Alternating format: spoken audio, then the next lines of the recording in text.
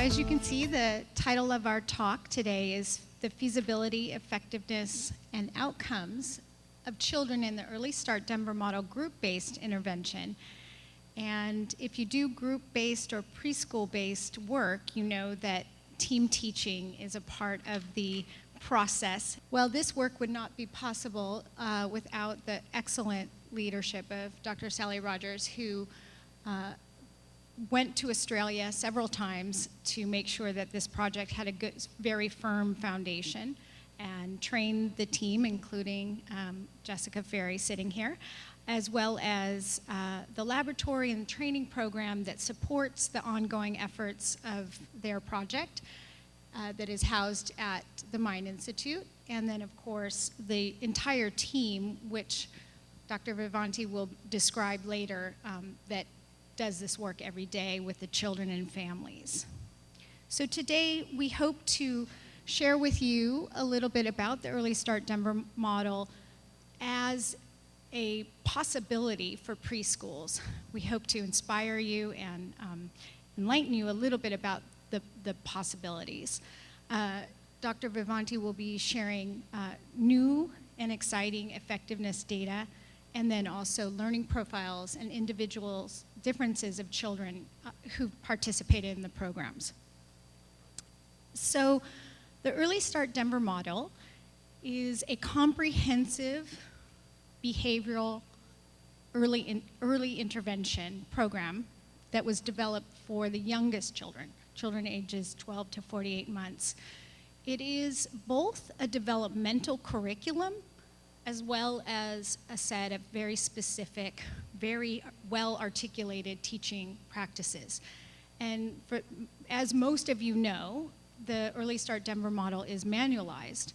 And so there are two books that I'm illustrating here, the teaching practices and the developmentally sequenced curriculum came out first, and that was really the start to help professionals understand the theory of the Early Start Denver model as well as the practice of the Early Start Denver model. And that is the book that most of us started with. The parent manual is a very important book that came out a few years later, which is really intended for the parent audience. Parents are incredibly important to the practice in ESDM, as they are really at the helm or the leads in terms of determining the goals and priorities of the intervention for their children.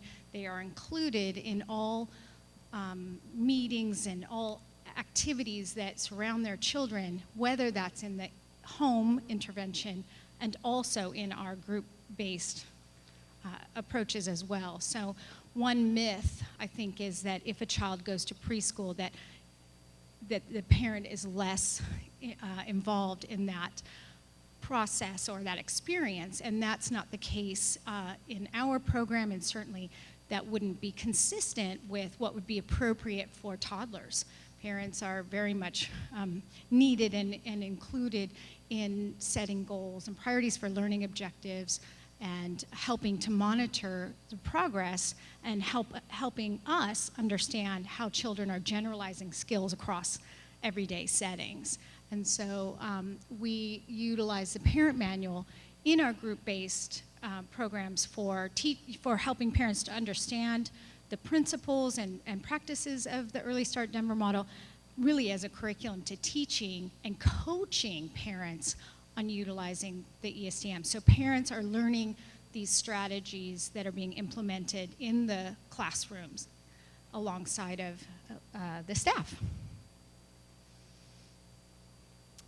So if you know about the Early Start Denver model, and I'm not going to spend a lot of time on this because there are wonderful lectures that you can attend, like our pre-conference that we held yesterday that introduces this in much more depth. But just to highlight that there are core symptoms that are targeted in the Early Start Denver model that I think are important as we're thinking about young children and we're thinking about preschools. And so those are listed in terms of imitation, social orientation, joint attention, positive emotion, and communication. So these ideas of, these are the key areas that are thought about and practiced in joint activity routines in the Early Start Denver model to create opportunities for children to engage in rich social learning that occurs all day long. So why would ESDM be chosen for a preschool? Well, we feel it's a natural fit, and actually, this completely makes sense if you know the history of the Early Start Denver model, developed out of the Denver model. And the Denver model was developed in preschools. It was a preschool curriculum. And so from the beginning, Dr. Rogers and her colleagues were thinking about everyday experiences of children in classroom settings. And so therefore, when the Early Start Denver model was manualized, she spent some time in the manual in chapter 10, articulating some of those experiences and giving suggestions for practice. And so right from the beginning, her vision, the vision of the Early Start Denver model, was to have it be available for wherever children are. If children are at home with their parents, if children are in early care environments, no matter where they are, they should be able to have opportunities to learn, and those carers, whether they be parents or teachers, have the tools to do that. And so the Early Start Denver model makes sense for preschools because it has a developmentally sequenced curriculum. The curriculum has covers all areas of development. As I said, it's a comprehensive model, and it's sequenced in such a way that it allows for children to grow and progress through the natural developmental sequences you'd expect in typical development.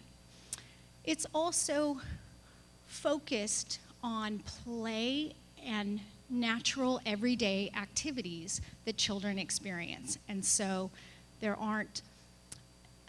is no requirement that you have specific materials or specific environments that would be unnatural or require something different than would be necessary for any child to learn and grow.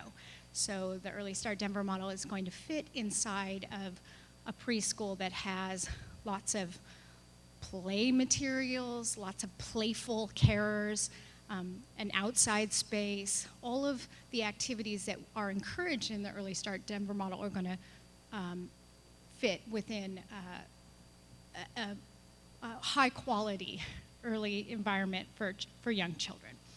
As I've said, it's intended for our youngest children, and the truth is that our youngest children are in early care environments, and we know from the research that this can be a very positive thing for their development. And so it is an appropriate practice for those youngest children, those toddlers who might be in child care settings, as well as the younger preschoolers. I think I mentioned the naturalistic part of it. The Early Start Denver model also has the clearly defined principles that help the staff understand how to teach young children with ASD. And I think that's particularly important as we think about how children learn. There are specific practices to follow. And so when a teacher is wanting to create a rich environment for the child with ASD, they have a guidebook. And this is actually how this team at La Trobe University started. They started with the manual, they started with chapter 10, and we're going to take you a bit further in their development, but that's how they started. I'm going to invite Dr. Vivanti up to talk a little bit about this idea of the social versus medical model. Yes, thank you. And I put this in the slide because sometimes I get a comment from colleagues. They say, why would you do treatment in a preschool. Treatment is something you do in hospitals. Treatment is something that sounds like something you do in a clinic. Why a preschool environment? And of course, we believe that preschoolers with autism don't need to be in hospitals, don't need to receive treatment in specialized clinics. They need to enjoy the same social and learning opportunities that the children without autism enjoy. And what typically developing children do when they're toddlers is to go to preschool. This is why we believe that our program is consistent with the social model. And the social model of disability is a model that looks at children with special needs as children who have barriers, that there are some obstacles to their opportunity to fully enjoy the rights and the opportunities that children without special needs do enjoy, which is different from a medical model. Well, the typical medical model implies or involves the idea of curing deviations from normality. So what we want to do is not to cure deviations from normality.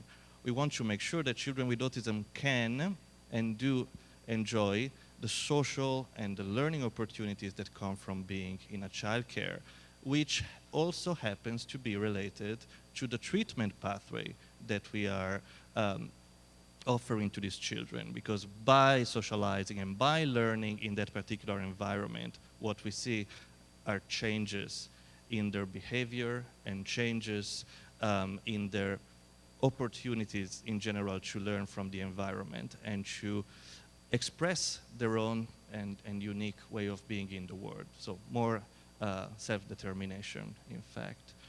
And this last point in the slide it was important for us to look at the outcomes of children receiving the Early Start Denver model in a community preschool settings. Because while we have very strong data about the internal validity of the Early Start Denver model from a randomized control trials, and what you do in a randomized control trial is to see whether the treatment works in optimal circumstances. So they're usually grant-based, university-based trials where you have highly skilled therapists who with a very charismatic leader, typically with ongoing monitoring of what's going on. But often when you translate those treatments that were proven to be efficacious in that context into community practice, research shows that the results are different, that sometimes they're not as efficacious as they were shown in the original studies. So this is like a second step. You want to have a control study that look at what happens if you implement this program, having regular childcare teachers. All of our teachers and therapists did not have a specialization in autism, did not have experience in autism. What happens if you have children referred from the community? It's not a research-based selection of children with particular characteristics. We didn't exclude children who had epilepsy or children who had very low IQ. It's a preschool community service.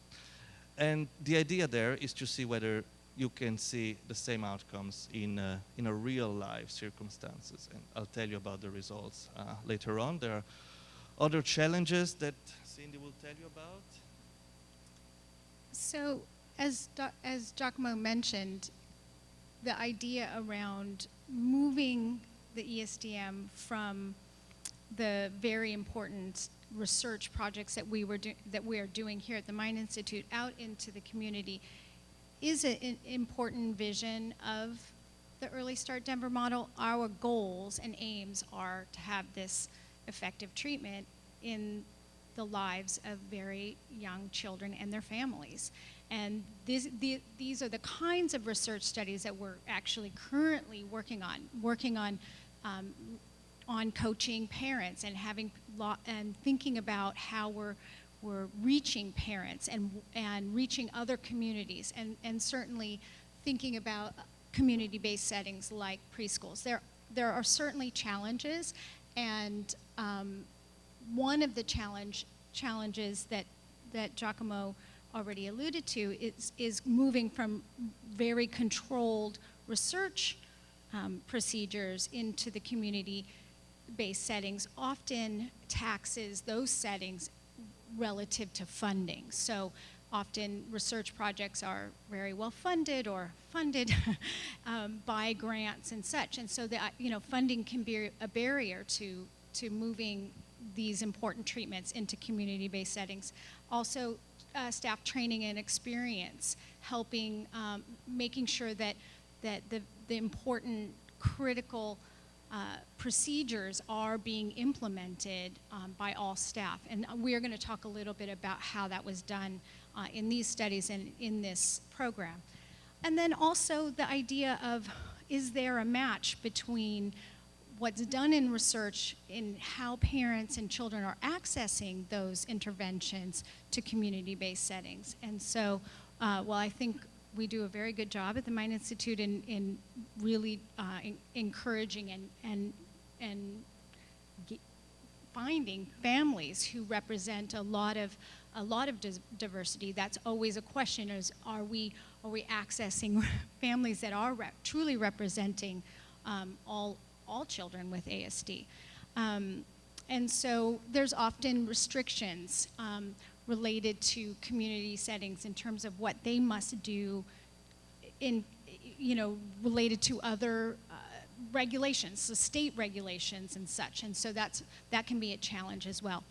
And then beyond, we need research actually to show that we can in fact disseminate and implement effective treatments, make sure that the model, whatever models that we're developing inside research projects are flexible enough to move. And I think, like I highlighted before, because the Early Start Denver model was developed out of the Denver model, that flexibility was already included, but it is something to think about for those of us who do treatment science.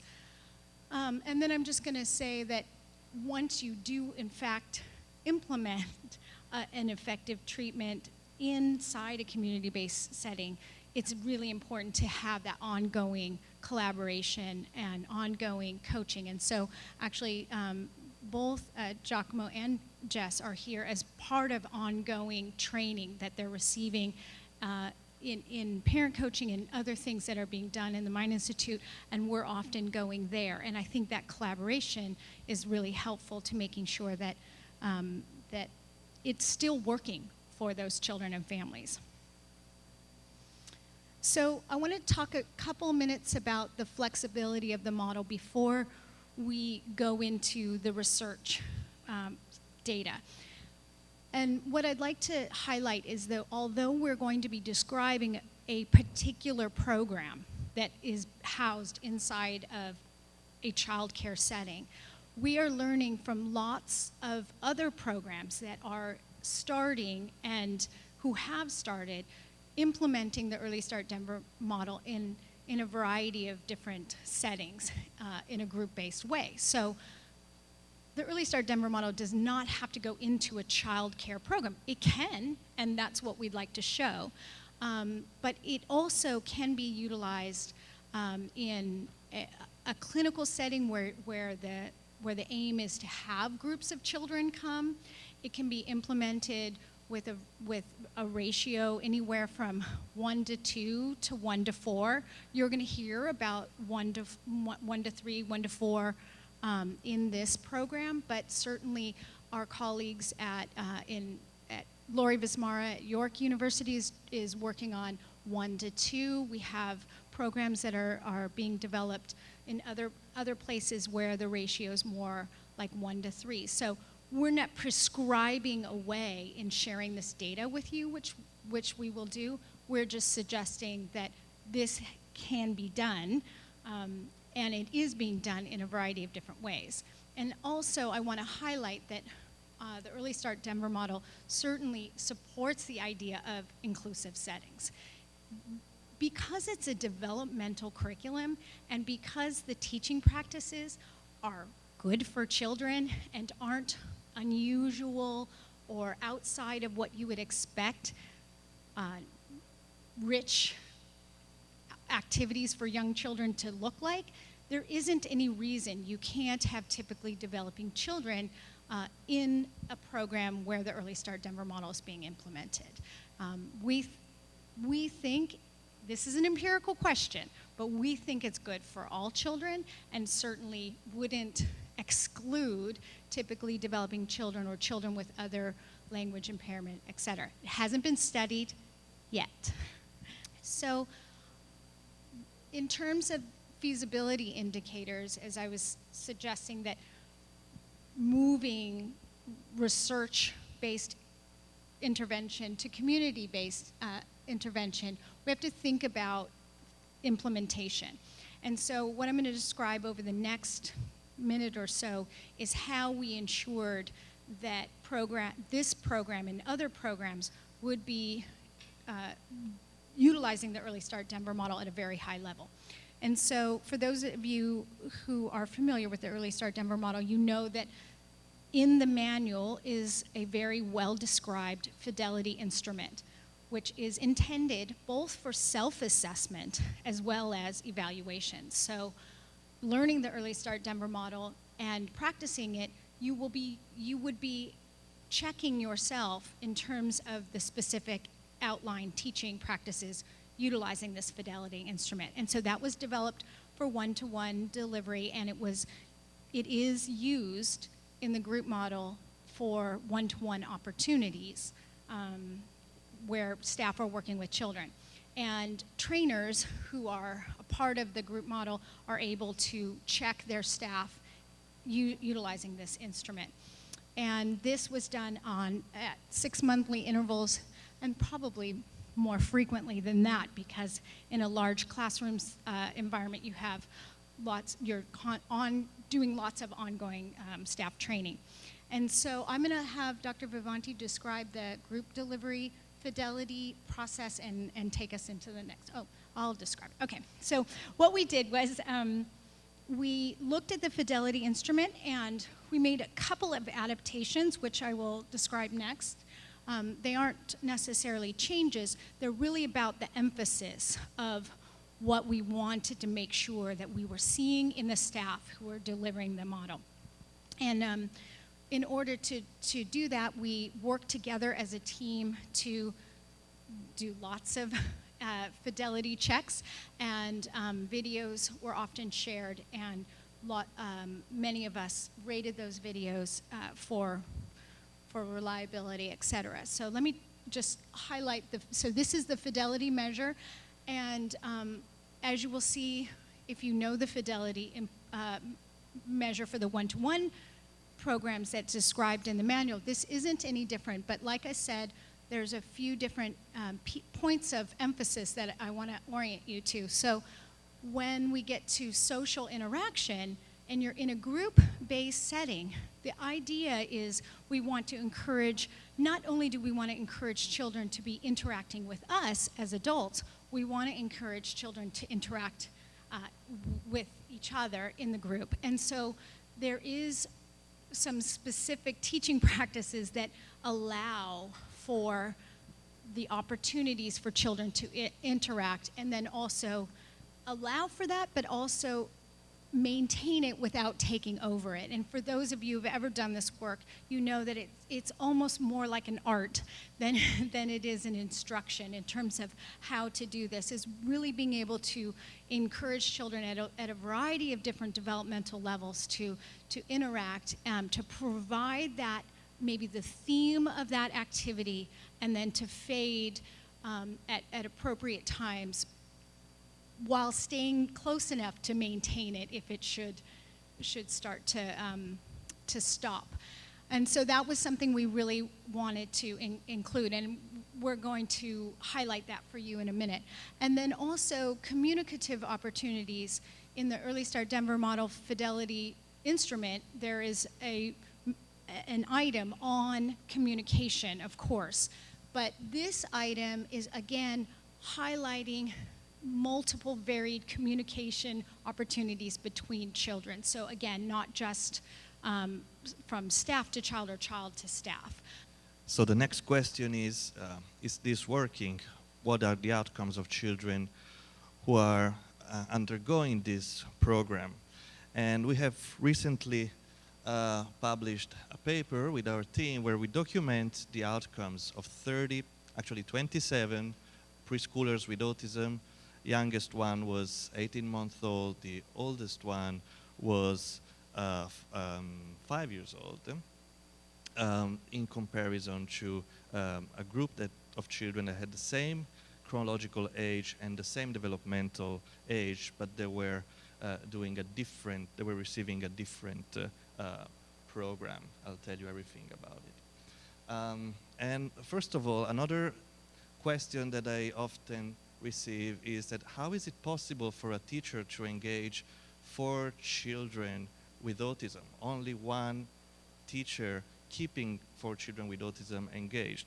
And usually I show them this photo. It's like, yeah, you do it this way. Basically, when you're delivering a signal that is emotionally salient, rewarding, and positive, you can capture the attention of more than one person at a time, even if you are in a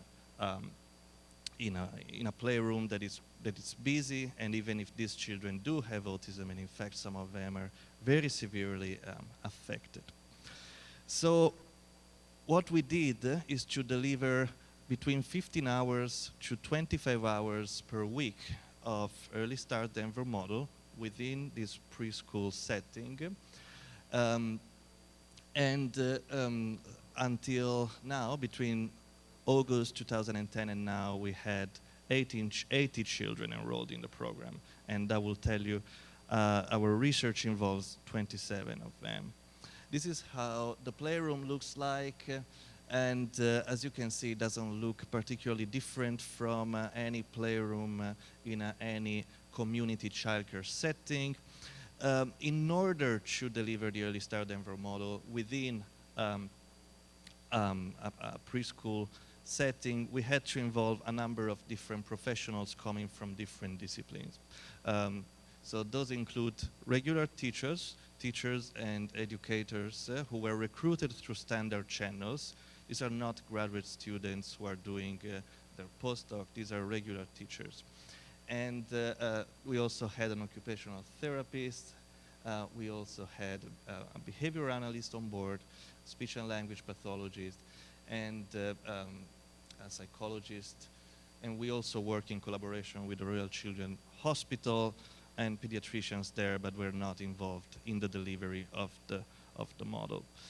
What we're documenting in this study, again, is not so much the efficacy. We already know that the Early Start Denver model is an efficacious model based on a highly rigorous randomized controlled trial that was published in 2010.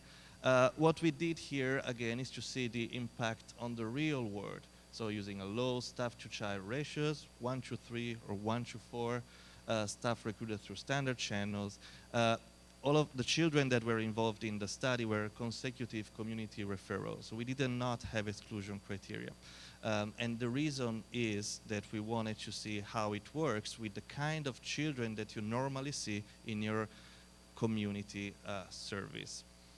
So to do that, the two groups, the participants were not randomized into groups, but we compared our program to a program that is described here.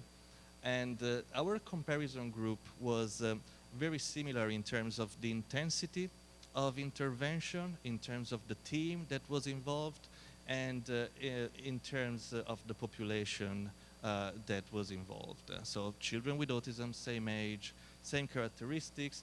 The main differences were, first of all, we had a manualized intervention, the Early Start Denver model. What the other site was doing, the comparison group, where they were following what they call best practices.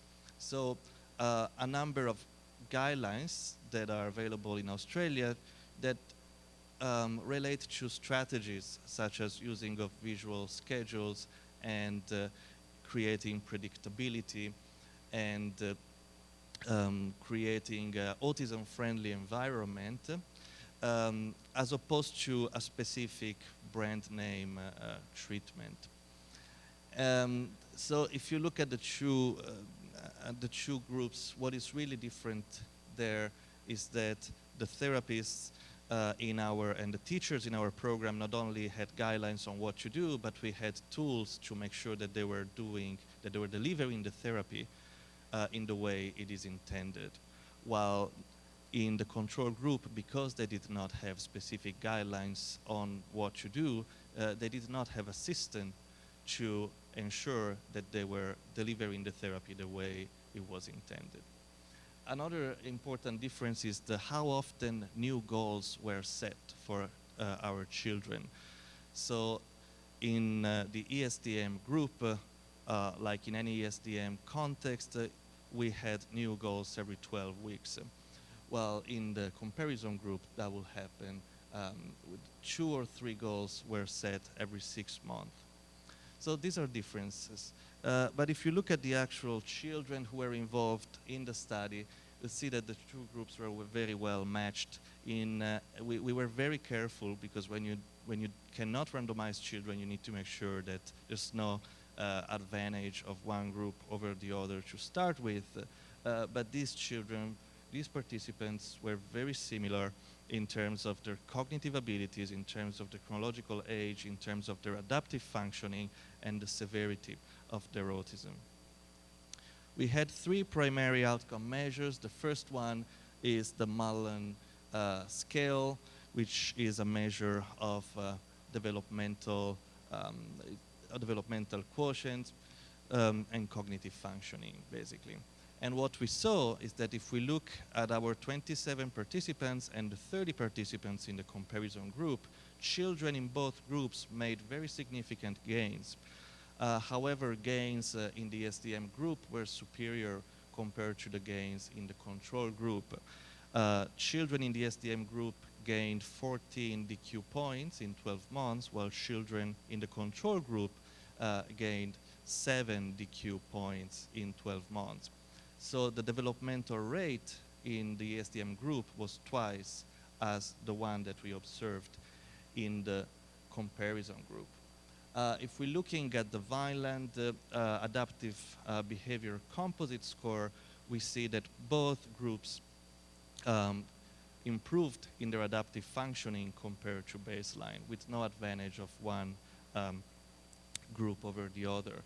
And we didn't see changes in the overall ADOS calibrated severity score. And this is the score that involves both the social affect component and the repetitive behaviors component. However, there was a difference from pre to post if we only looked at the social communication component. Where we did not see changes was the repetitive behaviors. And I will comment on this quickly.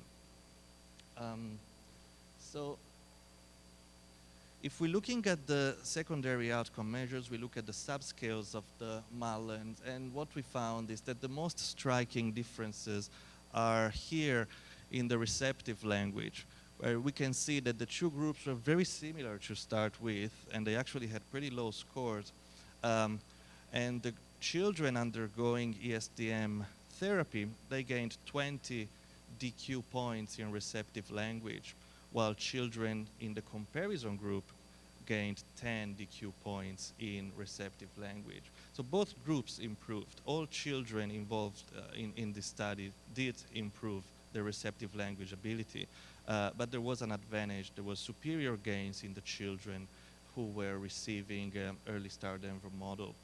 And this is very good news because receptive language is a well-known factor associated with better outcomes later on. Children with better receptive language do better later. So we were very pleased to see these differences in this particular scale. I mentioned already about the changes in the ADOS social affect. I would like to point out that the lack of changes in repetitive behaviors in this group age needs to be framed in the context of research that shows that the natural history of repetitive behaviors in autism is that there is some kind of escalation. Repetitive behaviors tend to increase. There's not only this paper, but 2 more papers showing that children who are not involved in specific interventions, but just big cohorts of children with autism, what you see, it's an increase of repetitive behaviors over time. So this is an example where it's possible that what treatment does is to prevent de-escalation. So a lack of change might not reflect a lack of treatment effect. However, with this present sample, it's not.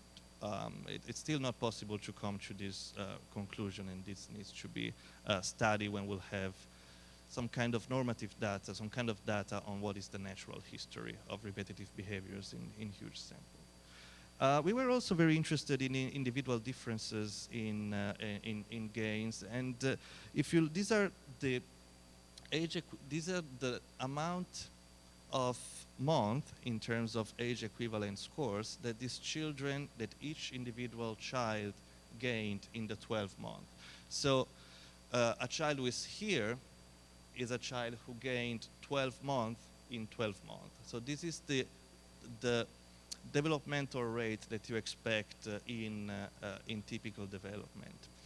And we see that if you look at each different child, you see a very obvious and remarkable heterogeneity in outcomes. Although the majority of children had gains that were more than what you expect, a developmental rate that is even more than what you see in typically developing children who do not, of course, receive treatment. And the numbers are pretty small, but we can see that there's this child, who I'll tell you something about later, who did not show very impressive gains, although he did 1 month. But, that we had a number of children who showed significant progress, but the developmental rate was not in keeping with typical development norms. And then we had a number of children with a normal developmental rate, and the majority of children showed an acceleration of developmental rate. And we had 2 children who responded very quickly and very strongly to this program. And I'm going to anticipate some of the results of the 24 months outcomes. These are not published yet, but we see that most children, the vast majority of children, continue to show gains in the second year of treatment. And with 2 children that showed some sort of developmental stagnation during the second year, but 38% of the children functioning in the normal range in terms of cognitive development after 24 months. And all children were verbal except for 1 at the end of 24 months. So it's 95% of the children with language. So one criticism that I got in a previous presentation is, why would you focus on DQ? Why cognition? Autism is a social disability. Why are you looking at cognition? Well, I was talking with Bruce Pennington about this concept of comorbidity, and the intellectual disability that you see in autism is an intellectual disability of a different nature of what you see in children who have, for example, Down syndrome. And this is pretty clear when you look at the research literature on treatment. You target social symptoms and you see changes in IQ. And why is that? Well, we looked at different cohorts of data, and we have reasons to believe that by providing learning opportunities in the social domain, social learning opportunities, learning from other people, what you're doing is to providing the kind of input that the brain needs in order to go in the typical trajectory. And DQ is also very important, because if you look at the amount of, these are the costs, the annual costs of children with autism with intellectual disability on your left, and children with autism without intellectual disability. So when you're moving children from this column to this column, what you're showing is that you have, when you have children who have autism but don't have intellectual disability, these are children who require less expenses. it's not about saving money, but it's just show that these children have less needs, which means more independence, which means more self-determination, which is what we want to see. In terms of the ADOS, if we're looking again at group differences, we didn't find a group difference, but if we're looking at the individual trajectories in our children, we had 2 children who showed no or minimal evidence for meeting criteria with autism, of autism, sorry, after 24 months. These 2 children were very different to start with, but at this point, independent clinicians were not able to see any sign of autism. Clinicians who were not aware of the treatment or previous history or so on. Now, going back to this issue of individual differences, why is it that some children had this very quick response, and why is it that some children had a slow response? I thought they all learned something, and the vast majority learned a lot. I'm still interested in understand why you see 2 children who look very similar when they start the intervention, and some of them have a very quick response immediately, and some others require more time. And we recently published a paper with Sally Rogers where we're looking at some of what we consider the ingredients that underlie learning in typical development. And we believe that understanding the mechanisms that promote learning in typical development, we can understand the individual differences in learning in children with an autism spectrum disorder. And the reason is that if we're looking at how do children without autism learn when they're preschoolers, when they're toddlers, there are some important processes that always emerge in across different studies. And one has to do with spontaneous play. So to give you an example, typically developing children are more likely to learn from a playful partner compared to a neutral partner. This has been replicated many times. There's something called motionese, which is a way to move your body and your actions when you're talking with children that gets children to pay attention and to imitate. And if you repeat the same sequence of action in a neutral way, not in a playful way, typically developing children tend not to imitate. So this response, this implicit response, this is not verbally mediated. This is an implicit response to playfulness. And it's definitely an ingredient that is associated with learning in typical development. Imitation is also very important, but spontaneous imitation is particularly important. And the ability to organize actions and perceptions around goals. Goals give you a framework to understand what's going on. If you see me doing this gesture here, you're not seeing a hand approaching a bottle. You see a goal-directed actions. It has meaning, it's projected into the future, and I don't have to memorize a complex pattern. It's only one token, it's grasping. And when this action is happening and the meaning is clear for 2 people, it becomes a shared situation, a shared framework, and that enables learning.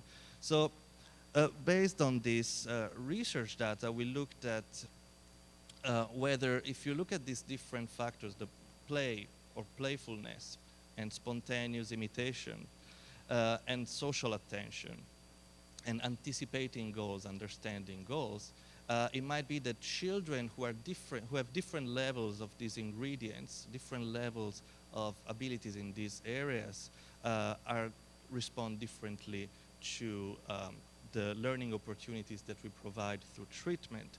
And what we found is that in our cohort, the children who will benefit more from the ESDM are those who display more spontaneous functional play, more spontaneous imitation, and more of this looking at the target before you actually hit the target in situations where they have to understand what is going to happen next.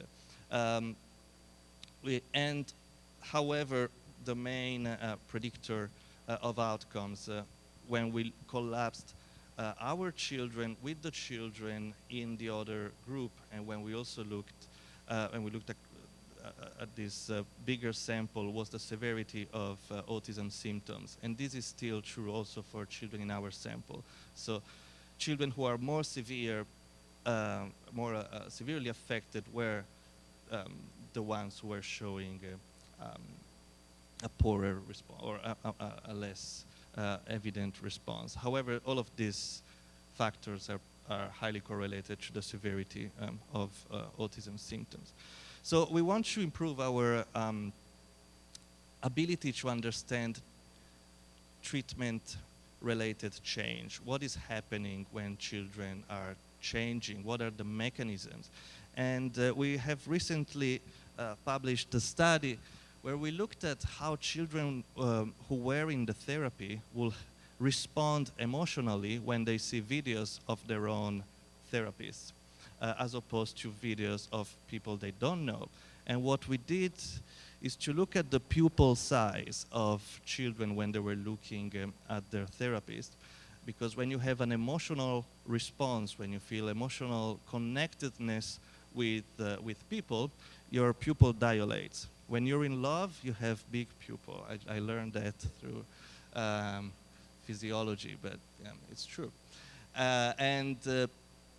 We did this experiment where we had children in the ESDM group looking at their therapists. They were looking at Jess, they were looking at other therapists that they love, and then people they didn't know. And we compared their responses to typically developing children who are also looking at familiar people versus people they didn't know.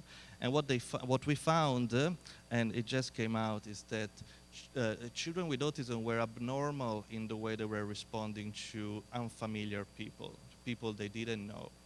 They had no emotional response, while typically developing children did respond emotionally, even to people they didn't know. But they had a pupil dilation, a normal response when we compared their pupil reaction to typically developing children when they were looking at their therapists. In other words, their response to their therapists was the same that we saw in children without autism. So they were abnormal in the way they were responding to people they didn't know. They were normal in the way they were responding to the therapist. So the direction where we're going to is to understand whether all of these factors that we believe are relevant to treatment-related changes, emotional connectedness, spontaneous imitation, understanding goals, we want to measure all of these components, all of these ingredients to a fine-grained level of measurement so that we can understand if there are factors that are specific to the early start Denver model, if there are factors that we can manipulate, if they're more relevant to change. And ultimately, all of this that we're doing in a research setting the objective is really to add to the knowledge base of what is happening when these children learn all of the things that they're learning at the brain level, at the physiological level, and of course at the behavioral level. And again, when there is a change in behavior, of course it reflects changes in the brain. And this is the future. This is where we're going towards. And finally, we need to thank so many people that there's really no much time to mention them one by one. But this is it was a team effort, and we couldn't have done it without all of these people. And I think we'll stop here, and thank you for your attention. The UC Davis Mind Institute was created in 1998 with a promise to find cures for neurodevelopmental disorders. Every day, our physicians and researchers come closer to fulfilling that promise. Their groundbreaking research on autism, Fragile X syndrome, chromosome 22q11.2 deletion syndrome, ADHD, and other brain disorders are helping children achieve their fullest potential. Please visit our website to find out more about current studies, upcoming events, and how you can help make a difference.